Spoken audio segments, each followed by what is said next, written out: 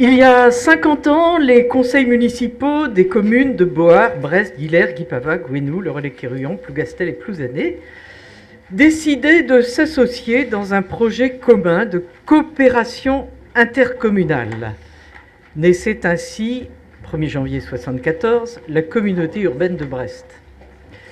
Les fondateurs de cette nouvelle entité juridique à Brest partaient d'un principe simple de la solidarité territoriale.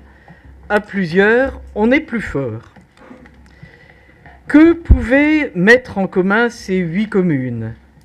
Qu'est-ce qui serait mieux fait ensemble que séparément? Telles furent les questions posées à une époque où l'agglomération brestoise connaissait une croissance démographique et une urbanisation liées après la phase de la reconstruction à l'exode rural et aux implantations industrielles et technologiques. Les besoins de la vie collective appelaient des réponses techniques et normées, faisant appel à des compétences spécialisées.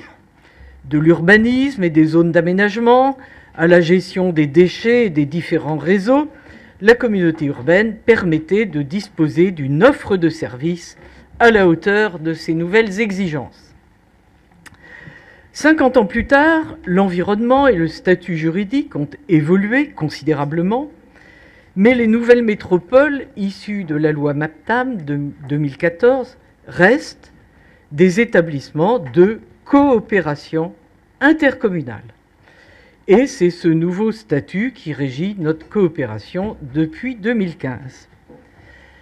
Cet approfondissement de la coopération visé par le législateur de 2014 se voulait facteur de renforcement de la démocratie locale tout en clarifiant la répartition des compétences. Le bilan est sans doute en demi-teinte puisque plusieurs missions gouvernementales et parlementaires planchent sur de nouvelles propositions concernant d'ailleurs l'ensemble des collectivités territoriales. À observer que le fonctionnement de notre métropole, on ne peut guère se distinguer de ce bilan mitigé, tant en termes de clarification que de démocratie. Notre métropole se présente comme la plus intégrée, la multiplication des structures dans la sphère métropolitaine, comme de nombreuses sociétés publiques locales, à capitaux publics mais fonctionnant comme une société privée, accentue la distance du citoyen et éloigne donc de l'objectif de clarté. C'est particulièrement le cas pour les Brestois. Dans la majorité des cas, tant pour les décisions les concernant que pour les moyens et les personnels à leur service, cela dépend de la métropole et non de la ville de Brest. Et le conseil municipal ou le budget de la ville n'ont à connaître que d'une minorité d'affaires regardant Brest et ses habitants. Aussi, de nombreux sujets bresto-brestois relèvent du conseil métropolitain. Certes, de nombreux équipements et services implantés à Brest rayonnent sur la métropole et au-delà. Mais de fait, une part significative, par exemple, de la politique culturelle brestoise résulte de choix métropolitains, musées, médiathèques, quartz, etc. Où peut-on en débattre? Cela vaut aussi pour les mobilités, le stationnement, l'urbanisme à Brest. Là encore, ces sujets ne concernent pas que les Brestois, mais les différents habitants de la métropole et bien au-delà. Mais cela intéresse au premier plan et tout d'abord les Brestois.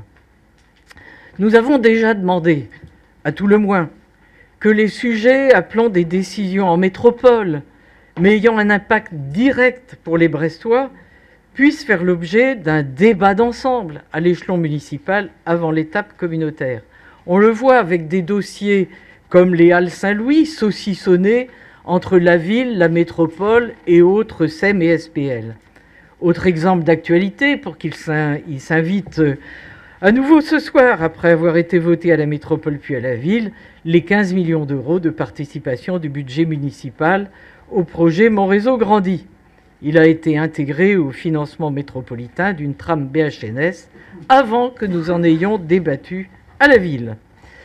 Alors, Monsieur le Président, chers collègues, qu'on ne se méprenne pas. Il ne s'agit pas de remettre en cause ce qui a été fait depuis 50 ans pour répondre aussi à la pluralité des espaces de vie, de travail, de loisirs, et que les politiques publiques devraient mettre en cohérence. L'échelon métropolitain doit apporter un plus d'efficacité, mais cela ne doit pas être au prix d'un moins de démocratie locale. C'est tout à fait possible, mais il faut pour cela changer le mode de gouvernance et de management actuel. Le fait que votre liste, Monsieur le Président, ait gagné les élections à Brest un jour de juin 2020 ne vous exonère pas de faire vivre la démocratie locale à tous les échelons, et notamment par les débats dans les conseils, tout au long du mandat. L'actualité politique nationale et internationale nous montre que la démocratie n'est pas un acquis permanent et universel. L'exercice de la démocratie locale participe à sa défense et illustration. Je vous remercie.